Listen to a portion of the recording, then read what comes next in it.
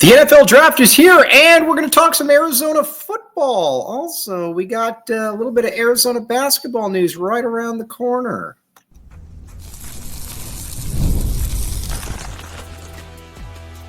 You are Locked On Wildcats, your daily podcast on the Arizona Wildcats. Part of the Locked On Podcast Network, your team every day. Thanks for keeping it locked on Wildcats. I'm your host, Mike Luke. Today's episode is brought to you today by FanDuel. Right now, new customers can get $250 in bonus bets when your first $5 bet wins. Check it out at FanDuel. All right, we've got a lot to get to this show. We are going to talk about the Cats. We are going to talk what we learned, football surprises, all kinds of different stuff. So first, though, we got Teteroa McMillan will be picked in today's NFL draft, and T-Mac is very, very good. I know. There might be some folks out there that are like, yeah, is he really that good? He is. No matter what anybody tells you, he's good. So any team that gets T-Mac is getting a monster. I think you could make the case, and I've made the case too with a number of different people, that T-Mac, in my opinion, is the best player that I've seen at Arizona in the last 25 years. He is that good. He is a revolutionary type talent. Arizona does not get players like him. They don't get players like him at all, and they well, and I don't imagine getting anybody like him anytime soon. But so, what does T-Mac bring to the table? Well, T-Mac is he's huge. He's 6'6", 6'5". He catches absolutely everything. He's a great dude, and anybody that doesn't pick him is going to make a big mistake because he is, like I said, I don't see any way that he is not going to be a big time NFL player, and I think he's going to be one from the very jump. So we will see how that does. We will see how that does play out. Now, as far as what that would mean for Arizona, having a first round pick in 2 straight years is big for the U of A. That happened back in '98 and '99. Chris McAllister then trunk candidate. Then you had Dennis Northcutt as the second pick. So that was obviously some good stuff. It's good. It's a good recruiting tool for about anybody, because you can also look at it and say, all right, what's that next step? Can I get to the NFL by being at the U of A? And those guys would certainly show you that you could do that. So that's like I said, it's a pretty good setup though that Arizona's got in that regard. Now, how about then when it comes to some of the other players that Arizona has? Jonah Sabanea, I love Big Jonah. Big Jonah is the man at 6 foot, 325 pounds, or 325 pounds, something like that. He is a monster. You could say, well, he didn't have a great junior year, but I don't really put much of that on any of these players because they weren't really dealing with a competent coaching staff that first year. Don't know what else to say. I'm not breaking any news that anybody out there hasn't already seen. It was not a great coaching staff, and so again, Jonah Sabanea, if he took a little bit of a step back, I put that on the coaching staff. Be that as it may. Now, I think if you get Jonah in there, he can he can play tackle, he can play guard, he can get downhill. And when he latches on to you, it's done. That's going to be the situation. He is, like I said, he's got a body that is built to play football, and he was one of those guys too. And I remember when Jed Fish, we were at the press conference, and Jed Fish said there probably haven't been guys that have come through here looking like Jonah at 18, and he was right. So I'm excited to see how where he ends up, because I think he's going to be a 10-year NFL starter along with T-Mac. T-Mac's obviously on a different level. We definitely need to understand and appreciate that and what T-Mac can bring to the T-Mac can bring to the table. Now, the other thing too that we need to discuss then is Ja'Cory Krosky-Merritt, JCM, my friends. JCM is a JCM, it's too bad that, now listen, he got caught with his hand in the cookie jar.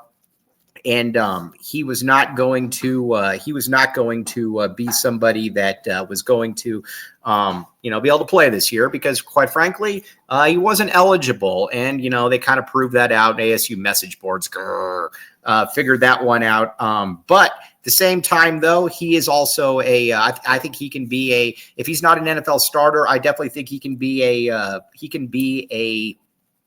how do I put this? He could be a situational back, a backup. He can do a lot of different things. He's an exciting guy to watch. And again, when you watch him, you look at him and you're kind of like, all right, that's an NFL type talent there. And when he sticks his foot in the ground and gets moving, boom, he is good to go. That's what's exciting about what this guy can do. But you got 3 legitimate NFL players there, and I think you got 2 guys that you could easily make the case should be starters from day one. And then after that, I think you got JCM, who is a player that could easily be a starter as well. So Arizona, let's start calling Arizona NFLU, if that makes any sense. I mean, because when you listen, everybody knows that Arizona is a basketball school, but we're always a football school first and foremost, as almost anybody, any native Tucsonan can tell you that. But it's good to see you making a mark in the NFL. But like I said, I think that T-Mac is going to look really, really good. Is going to look really, really good in the maybe on the Dallas Cowboys. That's a team that has been rumored for him. He's going to be there, obviously, at the draft. It's going to be exciting to watch. Like I said, he's the best player that I've seen here since Chris McAllister. I mean, you're going back, or as my sister used to say, Christmas Callister. But you're going back, you're going back 25 years for that one. So, again, you take it away. It always makes me wonder too, like what it must be like to have Alabama, where every year you have a T-Mac. Must be nice. But either way. But Arizona football on the up and up in that regard. Now, one thing I am going to say. Now, again, I make no promises for next year's football team. None. I make no promises. I do think in a weird way, though, that one position that probably will be better is the wide receiver unit. And you might say, Mike, you're an idiot. Well, correct. But at the same time, you're also looking at this, though, and saying that they got better players 2 through 5. Now, listen, there's no T-Max. I get all of that. There's no T-Max. Totally get it.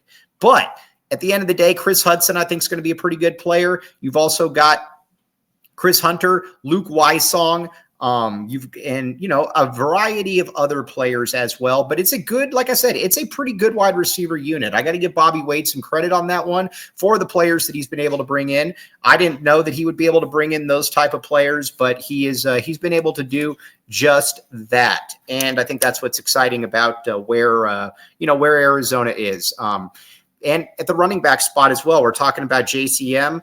I think the one thing that you also got to understand is that Arizona is going to be just fine at the running back spot. Those are 2 positions that I don't really have a real concern with.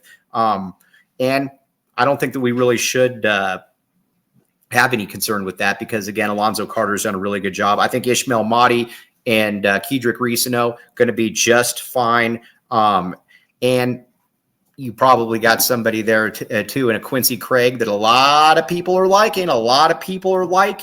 And there's a reason why he's also a modern day kid. And so we will see. But when it comes to that, I am optimistic. On the offensive line, I am not optimistic. Josh Oglesby does not do much for me as a coach and I don't think that I'm really breaking any news there. He doesn't do a ton for me, but we will find out. So, but Arizona, like I said, I can't be worse than last year. That's where I'm going with it. It can't get worse. Well, I guess maybe it can't get worse. I mean, but we're gonna be optimistic on this show though, and we're gonna say that it can't get worse because guess what? When you back when you back Arizona, you know that anything bad can happen, and you will not be surprised by it. Every time we get excited, we get punched in the nooglers. We don't want that anymore.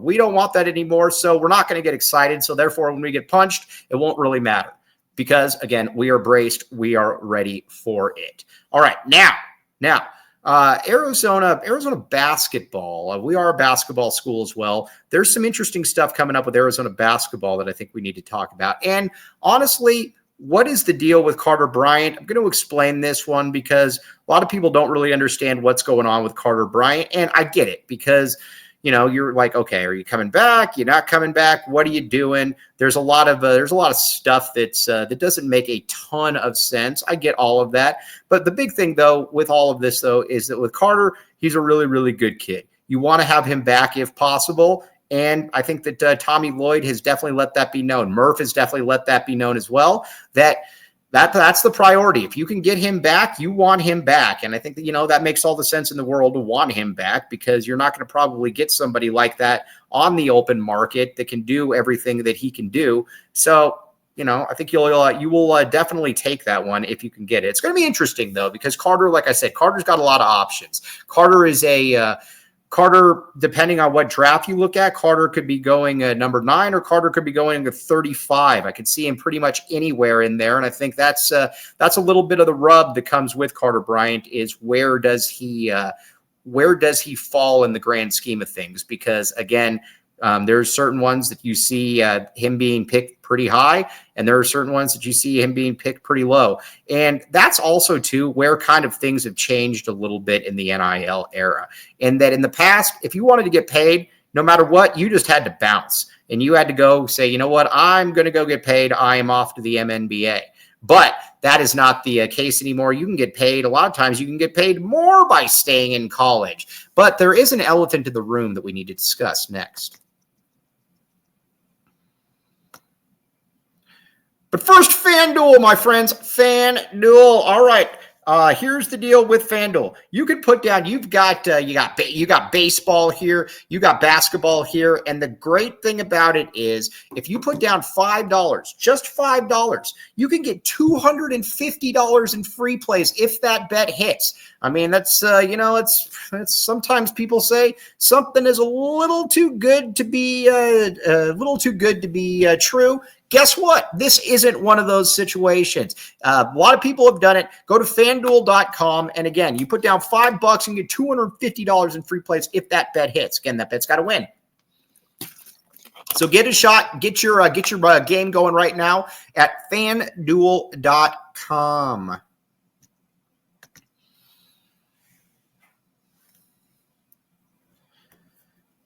Thanks for keeping it locked on Wildcats and making this your first listen of the day. I am your host, Mike Luke. Okay, now let's talk a little bit about the portal and whatnot. Here's where I'm at with this. Is that if you're a college basketball coach, it makes it a lot easier if a player decides that they want to go on, that they're going to go off to the NBA and they're just going to announce and they're going to be like, all right, well, hasta la pasta, we're off to the NBA. But some guys, like I'll put it to you like this: Carter Bryant, I believe, is legitimately torn on what he wants to do. Because when you watch Carter, like we've talked about many times, he's like the young fawn in the fields that you don't want out in the wilderness yet because he's just probably not ready for it. But in the past, you're like, all right, well, that young fawn can head out and he can make millions of dollars doing, getting ready to protect himself from the grizzly bears of the wild. But it's a little bit different now with NIL. With NIL, they say, listen here, you can continue to grow and strengthen those back legs while you get paid $1.5 million. It is a very, very fun opportunity for people. And I think that, like I said, I think Carter should take it up on it. I am like, when other guys in the past have left, they were ready. You knew it when you saw it. Like Mike Bibby after his sophomore year, you're like, all right, well, there's nothing more you can do here. Head on out. There's been a number of players like that where you're just like, all right, well, you're about to be a really high draft pick. Aaron Gordon certainly wasn't ready, but he was physically a lot more mature than Carter was at the time. And honestly, he was just better than Carter at the time. That guy. Now, listen, my mom has a long-standing beef with DeAndre Ayton. Doesn't like him, can't stand him. Didn't like him here as a player. Didn't matter that he averaged like 25 and 10. But even my mom, I think, would say that if you're going to be the first pick in the draft, you should probably go.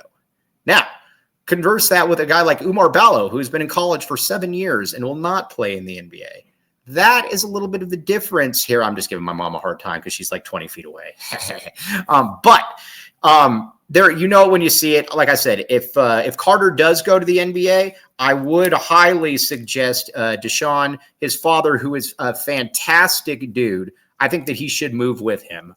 We don't need, because here's what's going to happen. You don't like this. You get a bunch of guys in the NBA that are like, hey, man, let me borrow $200,000 and I'll get you back next Tuesday. I'm good for it.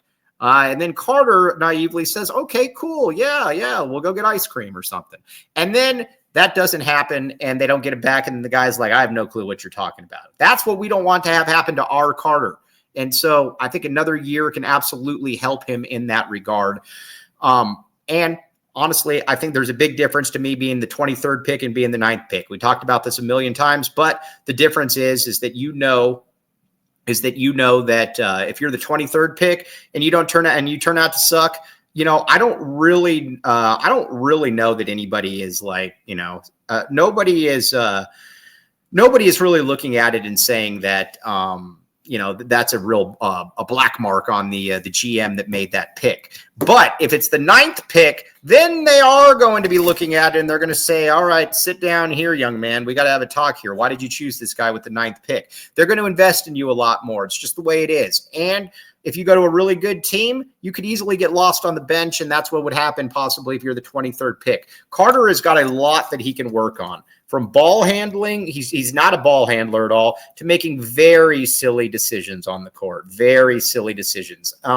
Those are the things that I think that he needs to be able to tighten up.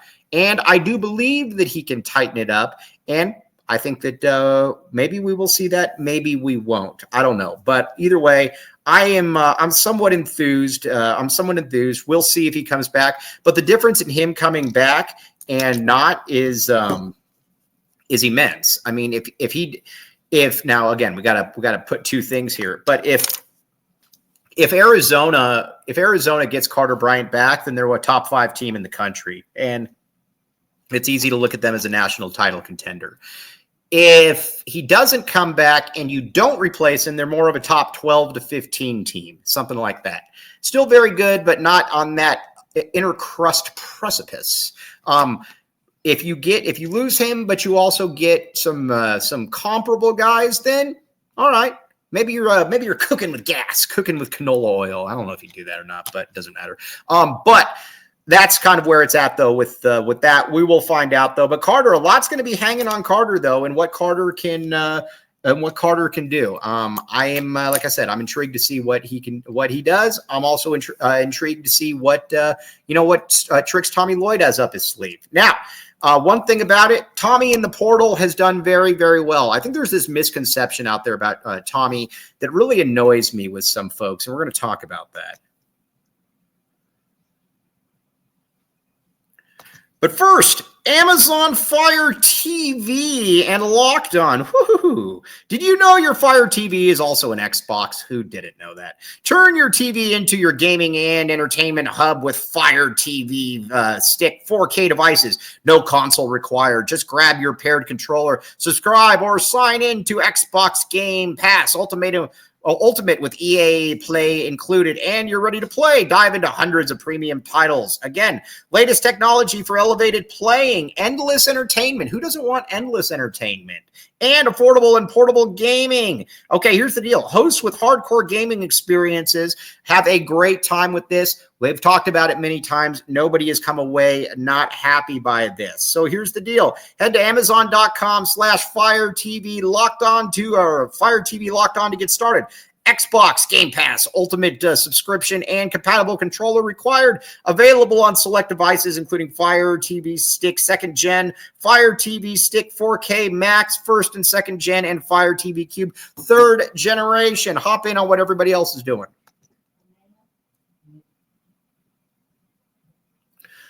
Thanks for keeping it Locked On Wildcats and making this your first listen of the day. I am your host, Mike Luke. Okay, now let's talk a little bit about where Arizona women's basketball is. Now, I've taken a little bit more of an interest in Arizona women's basketball, mainly because Adia Barnes isn't around anymore. I couldn't stand Adia Barnes.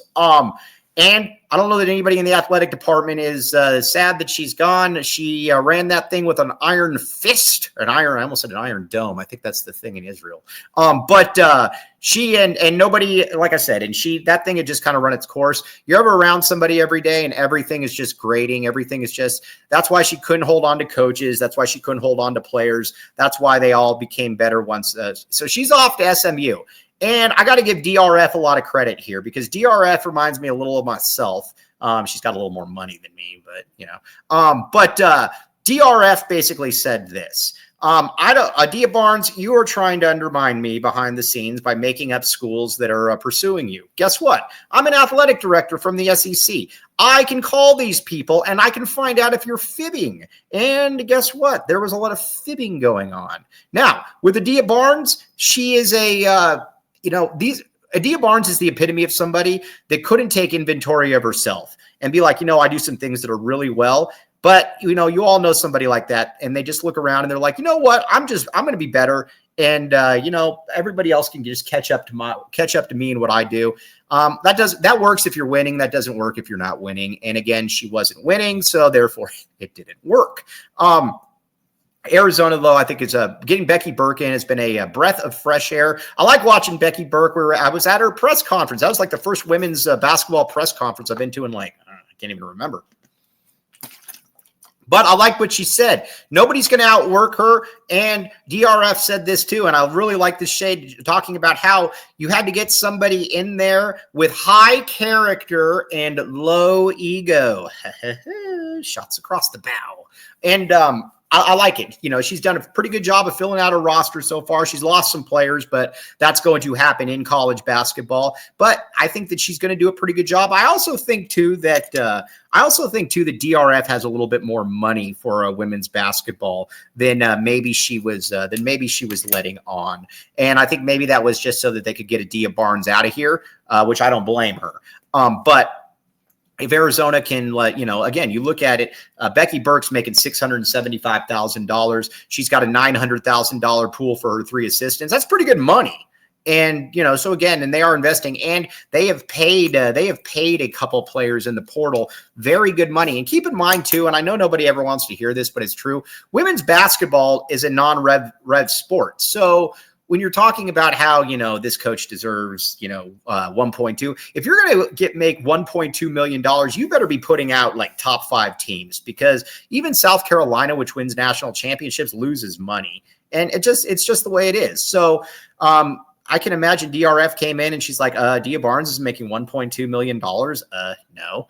And she decided to basically change that one around. So it was a good reset here. I'm excited to see how this does play out, but it was a very good reset. And she's got some players. I mean, heck, when you get a player that has a Gilbert Arenas tattoo on her arm, that's cool.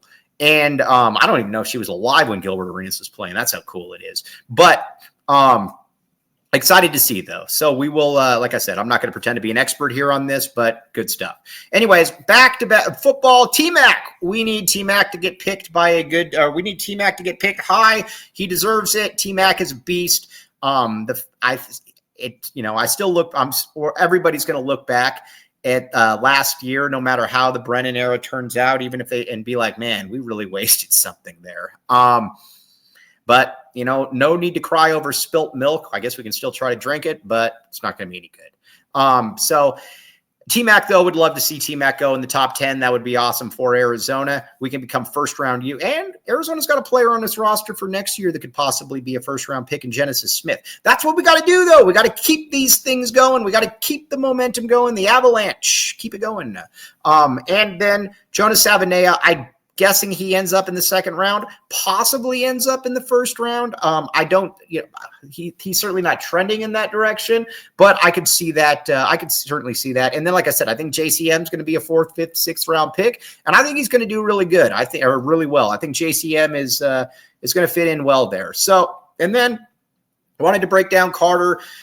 Listen, the coaching staff loves him. Everybody loves Carter. And I think he's honestly torn on what he wants to do. I hope he comes back. It's going to be interesting to see. He still hasn't declared for the draft. He's got until the 26th to declare for the draft. I would expect him to declare for the draft and then go through the process.